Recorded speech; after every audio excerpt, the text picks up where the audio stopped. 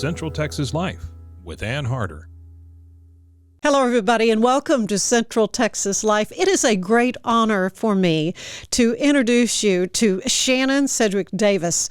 She's coming to us via Zoom from San Antonio, and Shannon she's just an interesting, wonderful person who was in Waco not too long ago as our keynote speaker for the Athena Awards luncheon. She is the CEO of Bridgeway Foundation and author of this book, To Stop a Warlord.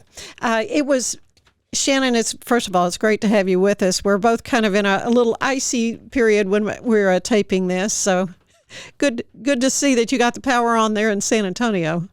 Oh, great to be with you. Yes, thank you. And it's finally warming up today. You gotta love Texas weather. One day ice storms, and the next day hitting 60 degrees. So. You know, that's what they say. Just wait 5 minutes, and it'll change.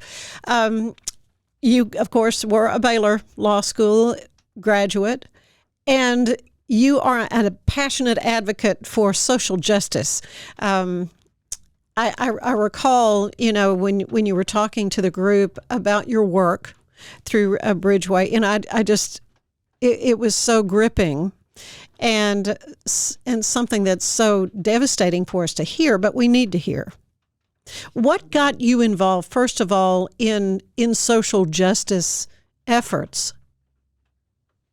I was really fortunate growing up. I have some extraordinary family, two amazing parents who really paid attention to things that, that, for lack of a better way to phrase it, that made my heart beat a little faster.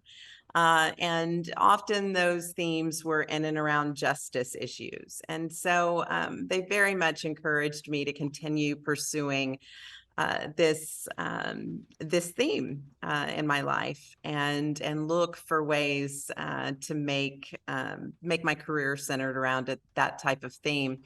And that's exactly what I did. I ended up going to law school at Baylor, as you mentioned, and then later started work with an organization called International Justice Mission that was focused on largely around helping children who had been forced into prostitution, child slaves, and just some work of international injustice. And I pursued that for quite a while and found myself then at Bridgeway Foundation, who have a mission statement to end mass atrocities on the globe. And that's really what your book, To Stop a Warlord, is about. It's, as it says, the story of justice, grace, and the fight for peace as you're trying to stop this thoroughly evil person. And you so beautifully write in the book, as you're putting your precious little boys to bed and saying, I don't have to worry about someone coming and kidnapping them and forcing them into this horrific life. That's what was happening in this part of the world. So how did all this get started, your involvement in what became guerrilla warfare, really, for you? Yes, and speaking of, one of those precious boys just shut his door, so sorry for the background noise. They're home from school today, which is unusual, but of course, because of the ice storms. But, for us, it really was, we really came to a decision point. We've long had this mission at the foundation to exist in a world without mass atrocities. And we have this money management and mutual funds company that is based in Houston that powers the foundation, right? That gives money away in furtherance of that mission. And we were doing an extraordinary amount of funding to different organizations across the globe, as many as 50 countries at one point, and hundreds of grants a year. And what I found when I was evaluating our grant work is that we were doing a lot of work on the front end in terms of really trying to advocate for other organizations to get involved in certain mass atrocities. trying to fund some of those advocacy campaigns, trying to fund early warning networks. And then also on the back end of atrocities, we were doing things like rebuilding schools that might have been burned down during an atrocity and things like that. But we weren't really getting at the heart of our mission statement, which was truly to end mass atrocities on the globe. And so we had to take a really strong look at ourselves and a look in the mirror and say, do we either want to change our mission statement, or do we want to actually try and be a material part of ending mass atrocities on the globe? And we decided to do the latter. And as a result, really surveyed the atrocities that were currently on the globe. Unfortunately, there's usually never a lack of them. No. And seems like in today's times, they're increasing in so many ways. And in doing so, we found one that was in Central and East Africa, and it was part of just sort of Africa's longest running war. And it was a non-state actor. It was a warlord, if you will, that had been perpetrating some pretty horrific crimes with largely a child army initially. To perpetuate those crimes. And we decided that was where we were going to jump in and see if we could provide meaningful resources to try and bring an end to that atrocity. And in one case, I know it amounted to what, a helicopter? I mean, a military armament to try to stop this man named Joseph Kony. Yeah, it was interesting. So Kony, at this point in the war, when we really started to take a hard look at whether or not we could intervene, Kony and the LRA were operating in as many as 4 countries in that region. And we spent a lot of time listening, a lot of time trying to understand from the local communities, primarily who were affected by it, but also from people at the U.S. State Department, from other big organizations like Human Rights Watch and others. What were the missing pieces? Why was this continuing to happen and happen at the scale it was? And 2 things kept coming back in all of our listening about that. The first being a lack of communications in these pretty and fairly remote areas in these regions, a lack of ability for them to warn each other of impending attacks, to sort of to synthesize the data of these various attacks and try to use those in a strategic way to bring about an end. And then the second was that there was a African Union force, largely almost entirely made up of the Ugandan military, that was pursuing the LRA, in 3 countries that weren't their own, and they needed certain amounts of training in terms of the terrain that they were going to have to operate in, and in terms of thinking about ways to approach this enemy with taking great cautions with regards to the children that were under the command of this army. And so we looked at both of those things. The first one felt a little easier to me, or a little more, should I say, normal to me, right? Communication systems. We found some incredible and extraordinary local partners that were willing to prop up a early warning network and a radio network. It was crucial that they knew where this guy was operating, because he would be under cover of, could just pop up anywhere. That's right. And oftentimes would pop up, and then you would see various pieces of that army sort of over the next 3 or 4 days do a multitude of attacks. So, right, if there was a way to warn nearby villages of the first attack, the hope would be that those villagers could potentially run away or find other ways and means to sort of hide or protect themselves. So the communications one, as challenging as it was certainly the easier of the 2. The second one, which was really unconventional for an organization like ours, probably for any private individual, was this idea that we might provide resources for training for an army that was pursuing this actor. Well, and he had an army, but really they weren't necessarily willing participants. They had been kidnapped as children, these young boys, and brutally tortured really mentally into following this guy. But then when the opportunity came for them to leave, then you did work it kind of that way. Yeah, no, absolutely. I think once you had the military in a position to more effectively, if you will, provide a relentless pursuit of the perpetrators, then there were opportunities created by that relentless pursuit to try and convince those who were never willing participants, oftentimes in the first place, had been, again, kidnapped as children. However, maybe kidnapped as a child 20 years ago, when they were 16 and now they're 36. Leading small groups who were more than willing to defect and come out after those opportunities presented themselves. I want to talk about some of the characters that you so beautifully write about in the book To Stop a Warlord. First is Desmond Tutu. Oh yes, the Archbishop Tutu. What an extraordinary gift in my life that I was able to have a mentor like Archbishop Tutu.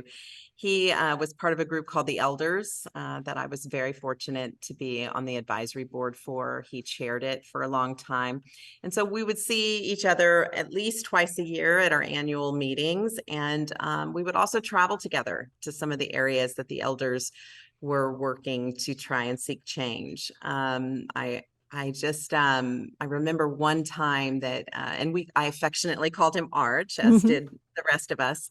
I remember one time we were in Darfur together in Sudan, and I just was constantly learning from Arch and several of the other elders. And we were going out to one of the refugee camps, and it was really horrific. I mean, what we were witnessing when we were out there was the situation was dire.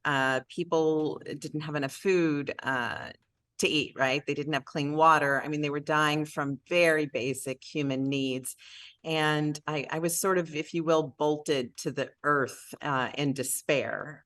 It was a pretty awful scene as we sat there and visited with the villagers and tried to learn from the refugees what they faced.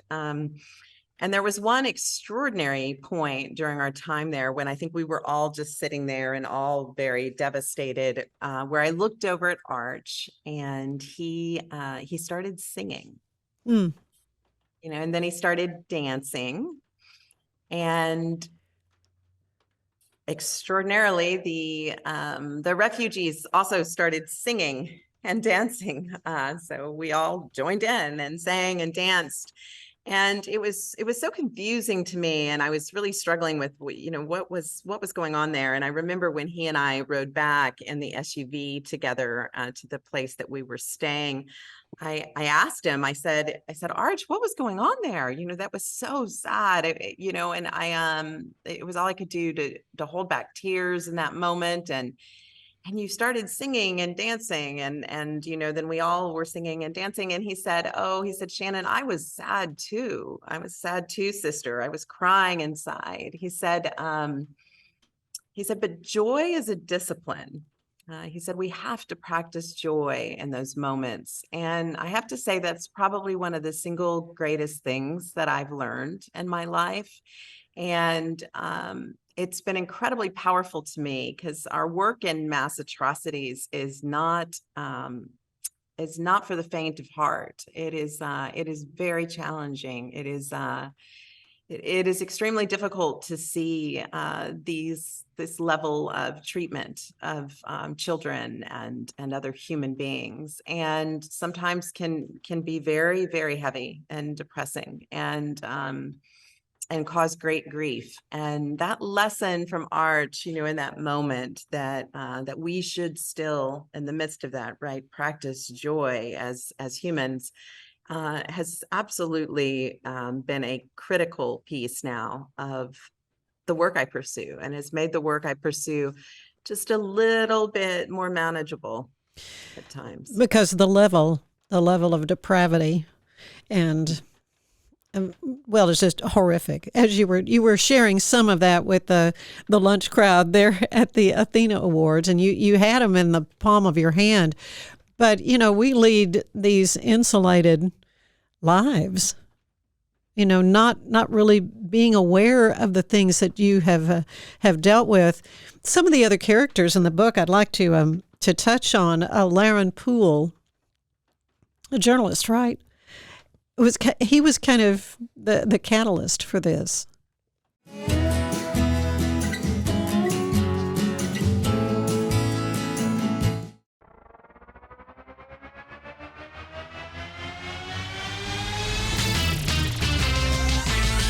Frozen, heroes. Gonna tell you about frozen heroes. Gonna tell you about. Hey, I'm Zach. And I'm Mike. And we have a fantastic new podcast to tell you about.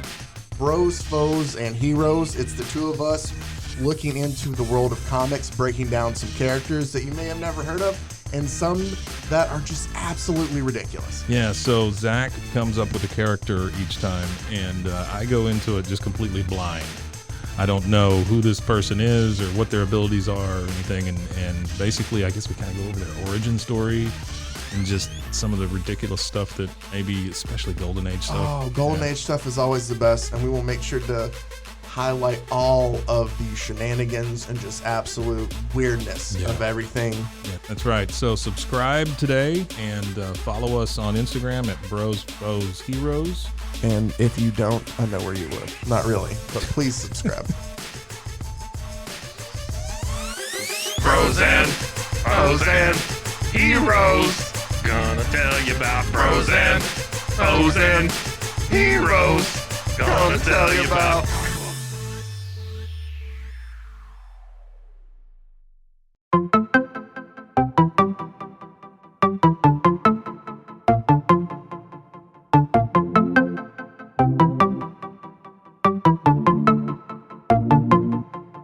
Welcome to One Star Rewind, a new podcast about those dreaded one-star reviews that every business owner hates to receive, but yet every customer loves to read. During this podcast, we will peel back that one-star review to better understand how it happened, when it happened, and what the business owner is doing after receiving that one-star review. This podcast will be about love, hate, and laughter. On One Star Rewind, we will meet with real business owners who will tell their stories and how they do rely on reviews for their business. Follow us on Facebook, Instagram, or download us at roguemedianetwork.com. Please subscribe, but only rate and review for not a one-star review. Join us each time for a new review and a new story.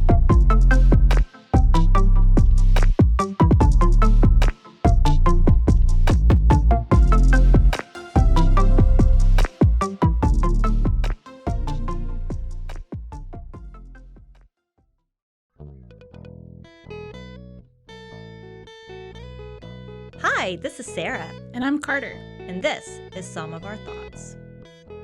We're two Southern sommeliers, and we want to share everything we love and know about wine. We started hanging out during quarantine and cooking and drinking and listening to music, and we just thought this would be a great way to bring everything we know to you guys. We will make wine knowledge and food pairings easy and approachable. So put on your favorite vinyl, grab your favorite glass of wine, tune into our show, and let's have some fun. Wine and vinyl. So check us out on roguemedianetwork.com or wherever you get your favorite podcast. We'll be talking about a lot.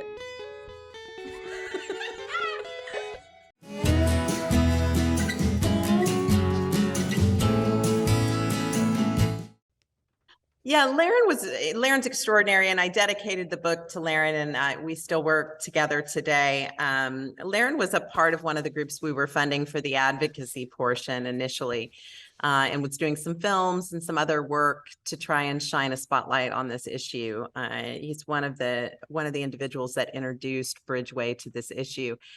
And, a few years into that work, he and I became quite close, and both seemed to just not be okay with only doing advocacy, with sort of putting Band-Aids on bullet holes. if Right. You will, use for lack that of a better expression. word. Yeah. That it needs more than a stopgap. Yeah, and we both felt really called to act in this situation, and so I just remember one time after he had been to the White House and was having discussions about the U.S. intervening, and for most people that would be a real high point, right, to spend some time there and be able to have these discussions. And instead, he walked out and he called me and he said, "Shannon, it's not going to be enough. There's just not going to be enough intervention to bring about a close to this." And I remember saying, well, then maybe we need to be a part of that solution. Maybe the people we're looking for are us, and maybe we need to step in and try and do that. And he said, "I'm there. I'm with you."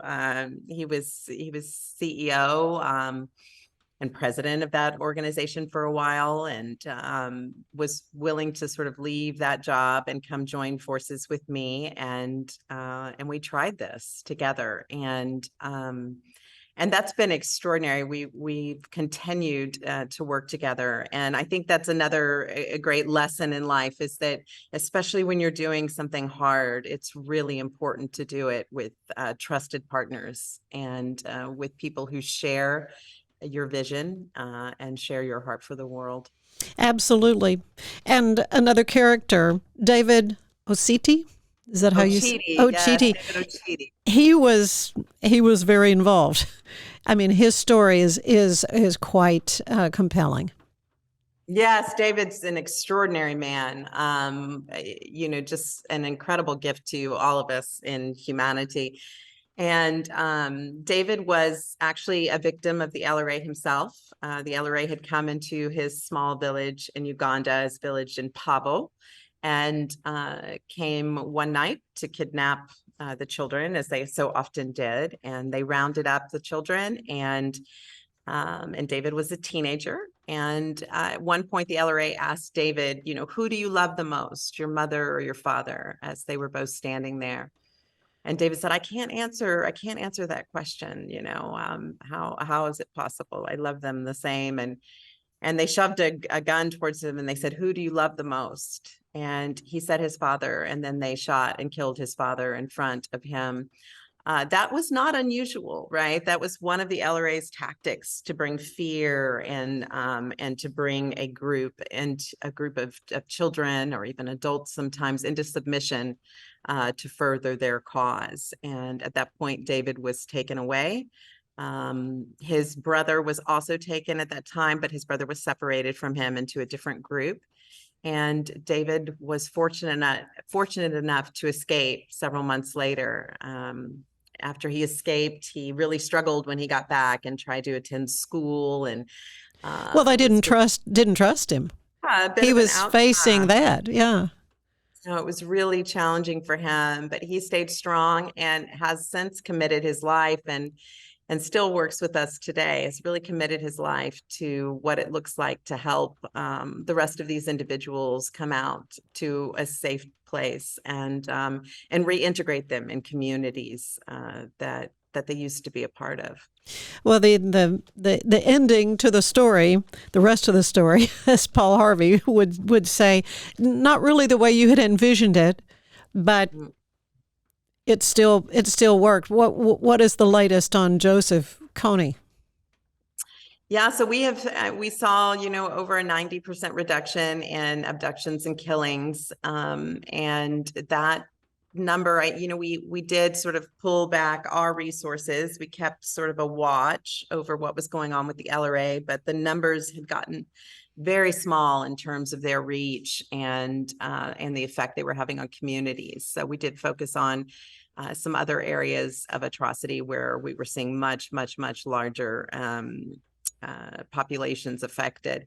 And to date, those numbers just continue to decrease. Last year, there were only, I think, 3 individuals that died at the hands of the LRA. And Joseph Kony really remains in hiding, as he so often did during this time, right? He utilized others to perpetuate sort of his terror So what was across. it you said? Rather than go after the head of the snake, go after the snake. Is that? I mean, you even passed out leaflets to try to encourage members of the LRA at the time when he was going strong to abandon him. Yes, I think sort of as a Westerner, I always just assumed that the end to the LRA would come likely by cutting the head off the snake, right? Mhm. Like getting rid of Joseph Kony. But we found out after an attempt, which is described in the book, to capture Kony, a very formidable attempt that did fail, and Kony did escape. We had to reset how we thought about it, and at that point really realized that there were so many people a part of this group that weren't there by choice and didn't want that life. And so we began mass defection campaigns from the helicopters that we had hired. We would drop leaflets describing to individuals who were fighting in the LRA how they could walk out to safety. The Ugandan government did an extraordinary job of choosing to give amnesty to those who voluntarily walked out, as long as they weren't one of the original International Criminal Court indictees, which Kony and a couple of his top commanders were. And we would take pictures of some who had defected and had left and showed them back home in their villages. And then we even went as far, at times we were getting so much intelligence and information with regards to different areas where these smaller groups were operating. And so you would have this child at 16 who was kidnapped, who's now 36, that's running a group in a particular area. And we felt pretty certain that we had good GPS coordinates of a general region in which they were operating.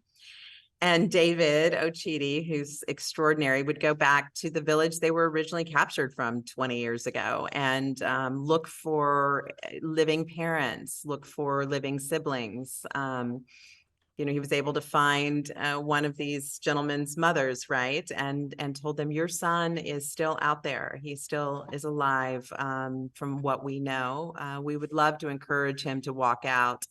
And David would take his iPhone and record messages from these family members, in this case from one of the mothers, Dwag Pacho. Come home, my son. I've never stopped waiting for you.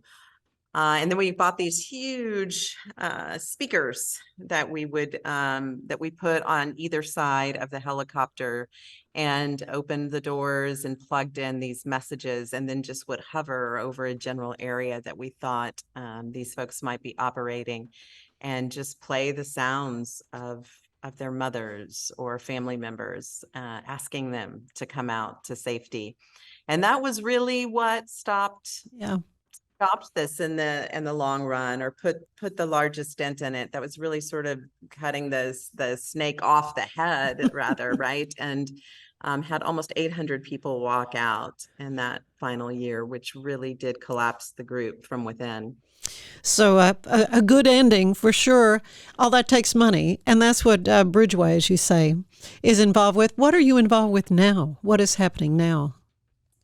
Yeah, so we're focusing on several things right now. We're still focusing in the Central and East Africa region, some overlap in the same region that we were doing some of the counter LRA work. We're working, to financially do some financial tracing and try to help get defections from a ISIS group in Central Africa, formerly called ADF, currently often referred to as ISCAP, ISIS Central Africa Province.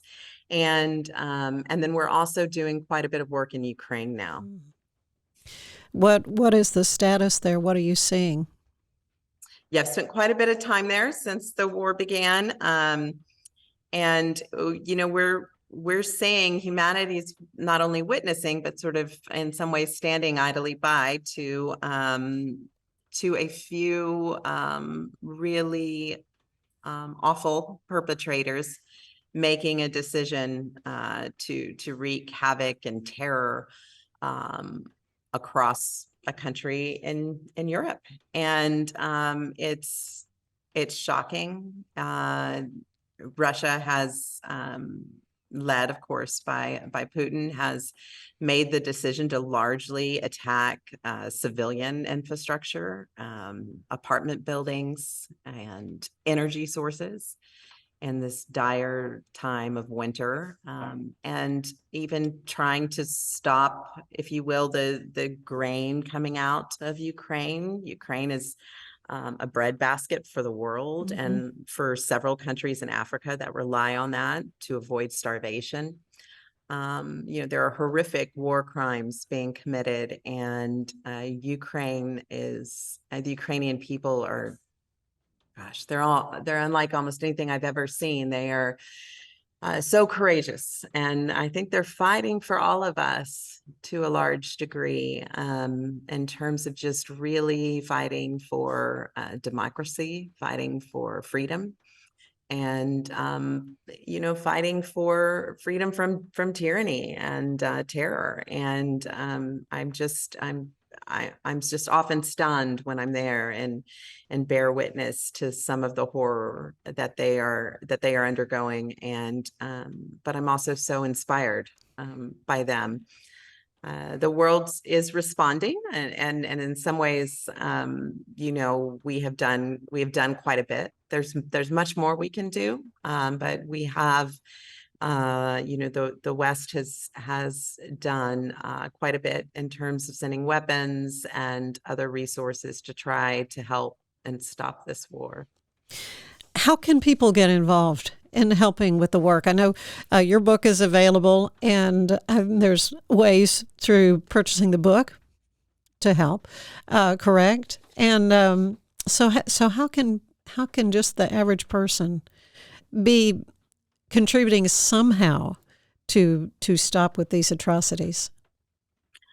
Yeah, I think it's very important that, as fellow human beings, that we take note of what's going on the globe, right? That's the first step. And oftentimes that feels almost unsatisfactory to us. It's almost like we'd rather not know, if knowing it's hard. is then going to make us sad, and then we feel like there's nothing we can do. Yeah. But it's really incredibly important. I mean, I hear over and over from people in these different environments how much it means to them that the world's watching and the world's taking note of the extraordinary challenges they're facing. So that is certainly one way to express solidarity. And then, we really have to hold all of our leaders to account as well. We need to support our leaders who are willing to give government resources, U.S. resources, to try and make a difference. It's really important for them to hear from us and to know that we support those decisions, because they oftentimes hear from those who might be skeptical of that. And then if you're really interested in getting more and more involved, financial resources, no matter how small, are always helpful. There's extraordinary organizations doing work day to day on the ground. It's a great way to participate. And oftentimes, sometimes people really want to go and be a part of change. And a lot of times those same organizations that might be available to financially support will have opportunities for folks to volunteer and be involved. Well, you have raised awareness here in Central Texas, for sure, Shannon, and I appreciate so much you taking some time to be with us today on our podcast, because the work you're doing is so incredibly important, and you've put your life on the line many times, traveling to these places to learn more and to help. And again, I just appreciate your time. Shannon Sedgwick Davis, To Stop a Warlord is the name of the book. You'll want to go to, I guess, Amazon, and you can get it there, and share it with your friends. Have your book group read it. I mean, it's an excellent. You're a wonderful writer. You got another book in you? I don't know. That's one of the hardest things I've ever done, was writing that story. That story was almost too sacred for paper. Yeah. So it was really a challenge, and making sure that the spotlight really remained on the true heroes. And those true heroes are people like David and others who are undergoing this suffering day to day and coming up with remarkably creative solutions. But I still have a little bit of trauma maybe from the book writing process. So maybe not yet on another one. Well, mission accomplished on this one for sure, Shannon. But again, I thank you so much for your time being with us today. Thank you too. It was my joy. I really appreciate it. And thank you for putting a spotlight on this important stuff. Well, it's my honor. Thank you. And thank you for being with us for Central Texas Life. We'll see you again next time. Bye-bye. Central Texas Life with Ann Harder is part of the Rogue Media family. Be sure to check out our other shows at roguemedianetwork.com. Please rate this show 5 stars on iTunes, Spotify, YouTube, or anywhere you get your podcasts. Join us again soon for more Central Texas Life with Ann Harder.